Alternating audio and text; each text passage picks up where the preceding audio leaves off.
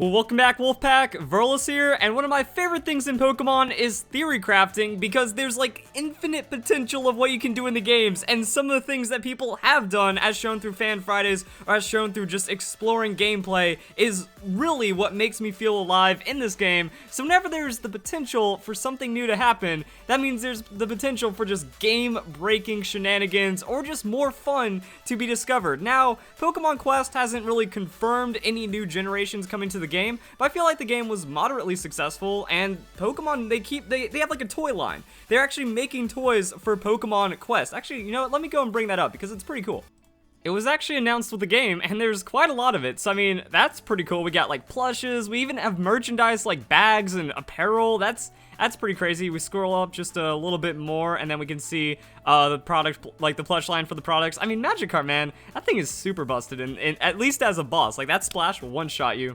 We also have a couple more things, such as USB chargers. So we got a nice little train of charging stuff going on right there, and even cars.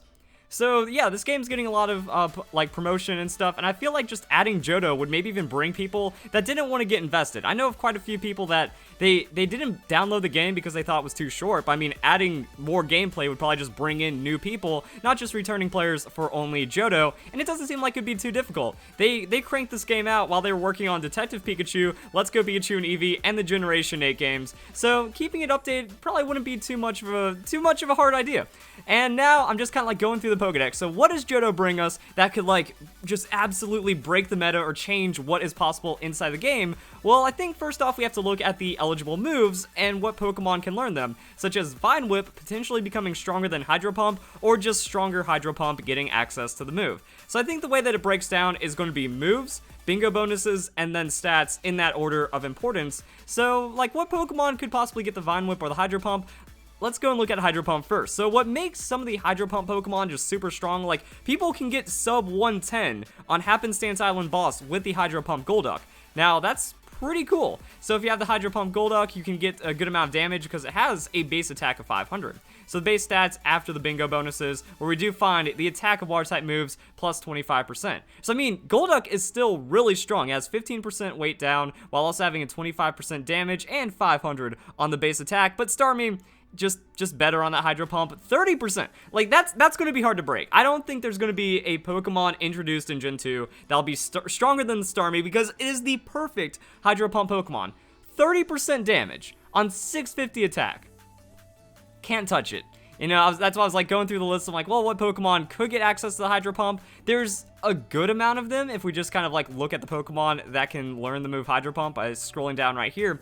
And I just don't see any power or any kind of like crazy changes. Lantern, maybe a Azumarill. Like, best case scenario, Azumarill gets Hydro Pump and gets like a plus 75% to kind of offset that huge power, because Pikachu in Pokemon Quest actually has a plus 50% to electric type moves. So if Azumarill has a third bingo bonus at plus 50% and then like a 5, 10, 50, so a 65% on decent attack, maybe. But that's kind of it, because at least like the base stats, they don't really matter too much. Let's go be about the bingo bonuses and the moves. So Crazy Azumarill could really be the only thing that pushes it. But I see Kingdra being like a 450 stat line Pokemon, mostly because like when you look at what we already have with Horsea and its evolution into Seadra, it doesn't have crazy stats, and Kingdra is incredibly balanced. I think it has like 90 on everything for the base stats, so I see it just being like a 450 across the board, maybe getting a plus 20 attack to water type moves. So it's really just going to be trying to trump the insane bingo bonuses of a Starmie, and I don't think that's going to happen. As for Vine Whip, not a lot of Pokemon get Vine Whip, which is why we don't really see it too much in Pokemon Quest, even though it's one of the strongest moves. So outside of that, like, no Generation 2 Pokemon except for Chikorita via breeding, but as we can see, like, TM's breeding moves, those apply in Pokemon Quest. So Chikorita likely going to be able to have access to the Vine Whip, so I see pretty much exactly a Bulbasaur scenario. And I don't know how that's going to go, because, okay, like, maybe Chikorita has more attack. Like, if Chikorita has 100 attack, and then still has like a 20% attack grass type moves, it needs 25. But I don't think we're going to see that on a starter. I don't know if we're going to see higher than 20%, unless it has like, you know, 5, 10, 20. If Chikorita pulls that off, then we have a stronger Vine Whip Pokemon. and that's kind of it. But if it's just a 20% with a base attack of 100, like if it's a 100-100, not going to make any difference, because 25 points on the attack compared to the 8,000 points you're going to end up with on that Pokemon, yeah, it's technically stronger, but not even, but it's so negligible that it doesn't really matter. So I just see Chikorita being the same as Bulbasaur, and then preference. And I don't see Chikorita having a heavier move stone weight as well. Like, if it had more offensive stone potential, but I mean, it might even be tankier. It might be like a 130-70 or something. So I don't see it really competing with the Bulbasaur. So that really leaves us like, what other Hydro Pump Pokemon? Feraligatr gets access to the Hydro Pump. I'm trying to compare its base stats to a Charizard, because we actually know Charizard's stats inside of Pokemon Quest. Charizard in Pokemon Quest, you know, has the fire type moves 10%, 5/5, so that's like what we expect on a fully evolved Pokemon. Base attack of 600 though.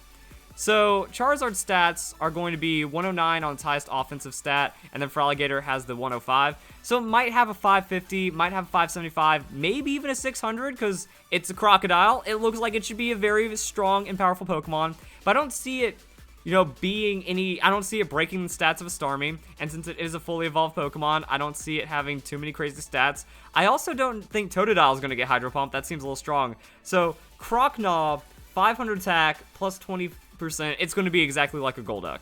So breaking down like the stats of like Charizard, Feraligatr doesn't really seem like it. But now we get into the wild card, guys.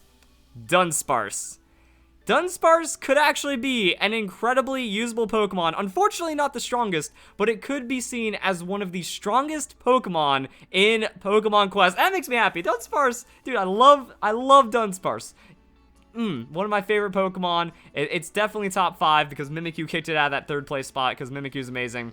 But, how could Dunsparce be one of the strongest Pokemon in the game? It doesn't get any crazy moves. It seems useless both in Pokemon Quest, competitive Pokemon. Everywhere Dunsparce goes, it's intentionally made to be like a meme Pokemon that doesn't really do anything. Well, it gets Coil. Now, Coil isn't inside Pokemon Quest. Potentially yet. Like, that's pretty much what this is based off. Potentially. Because with Coil, it does roughly the same thing as Bulk Up. It boosts an offensive stat, it boosts a defensive stat, while also boosting accuracy. But I mean, if Coil does that, you're sharing Stone Coil, and it's going to be like Work Up or Bulk Up, to where everyone's going to gain stats in that way. So that means, yeah, Dunsparce could actually be good as a, you know, 3-move, or like a 1-move, 3-slot Bulk Up Pokemon to slap in on your team if you can get access to it in the early to mid game, because it's like, I see this being an easy normal type Pokemon to obtain. Hopefully it's not rare, but maybe because of its like power level being perceived as low, it just has like it's a normal rarity, and then Dunsparce appears, and then you go and teach it Coil, and then you can sweep through the storyline with it. Unfortunately, Coil's poison type move, if Coil was normal and it got like 30%, 40% normal weight down, that would be amazing. So I don't see it being the strongest or best Pokemon. Like, Machop is still going to beat it. You know, Machop, you can't stop Machop with a minus 45% weight on a Bulk Up because it's fighting, stacking with fighting, which brings us to Tyrogue. So Tyrogue could potentially just do the same thing as Machop. Gets Bulk Up, has minus 45% weight, but the problem is I see it having less stats than the Machop because it's a baby Pokemon, so 80, 120. Unless Tyrogue is easy to spam, which I don't see possible. I see this being a special or very good Pokemon, so it's going to be very difficult to get. Machop, it's super free, only Pokemon that can appear. So Machop is still going to be the easiest and best Bulk Up, Work Up, Coil Pokemon, massive stat boosting machine to get inside the game. So, because of that, yeah, like Tyrogue, it's another option. There's going to be another option with the Dunsparce. I think that that's definitely a possibility. So what about Ekans? Because Coil isn't in the game, but like I said, from the data mine, there's a lot of move slot holes, and they could just introduce Coil only for the Dunsparce, but then that means Ekans might retroactively learn the Coil, same on the Arbok. If this happens, things are going to get crazy, because Ekans has a terrifying amount of damage, or like some really wild bingo bonuses I don't think anyone has noticed. Standard attacks minus 50%. So again, base stats don't really matter too much because we're making a difference of hundreds when we're almost close to 10,000 offense. So it's going to have ranged, because that's another cool thing. It's ranged, so it can stay safe, it can buff your team with Bulk Up, and then it can be contributing damage. So it's actually going to be more damage than Mewtwo on just the Ekans, while having potential Coil shenanigans. Now, unfortunately, it doesn't have, like, wait time. If it had poison wait time down, like, 5-10%, 5-10%, you know, if they shuffled this, like, standard attack, like, I would be okay with standard attacks minus 10%, weight 15%, and then standard attack's 50%, but I don't think they're going to change it and balance it that much to actually make Ekans broken. But if they did, that's something that could happen. So we'd have a Pokemon that's stronger using rapid bulk ups, but that's kind of it. As for the Arbok also has an interesting bingo bonus. You know, wait for standard attacks 30 and 20. So 450 attack, not as strong as the Mewtwo, but if only there was like some kind of other thing in the slot that would actually reduce poison attacks, but doesn't really get poison. Generation 1, Arbok, Poison Sting, we don't really have any kinds of thing, so it doesn't really justify it. So that's why we have standard attacks instead of poison weight, and it kind of works out. But I mean, yeah, Ekans would be stronger than Dunsparce. Dunsparce would still be very viable, but it looks like Machop and Starmie are just king, and we wouldn't really get any kind of Vine Whip substitute that would justify making it better. So that's kind of it. I was just going through the Pokedex. Unfortunately, you know, Pokemon like Lugia. Lugia learns Hydro Pump. Does it mean anything? No, because it's not a Water-type Pokemon. I don't think it's going to get Water-type move plus 50%. Fire-type moves aren't that strong. So unless they buff other moves or introduce a new move that is as powerful as Vine Whip or Hydro Pump, we're just not going to see any Pokemon take over what's already good. So that's what I was like looking at. I was like, ooh, maybe there's going to be like some kind of hidden OP Pokemon, and there still could be. Combination of bingo bonuses plus a new move plus an existing move might bring us something that we never expected before in power. I think Azumarill is the best case of actually beating Starmie. Run that, Vine Whip's too strong, Hydro Pump's too strong. None of the other Pokemon actually shake things up enough.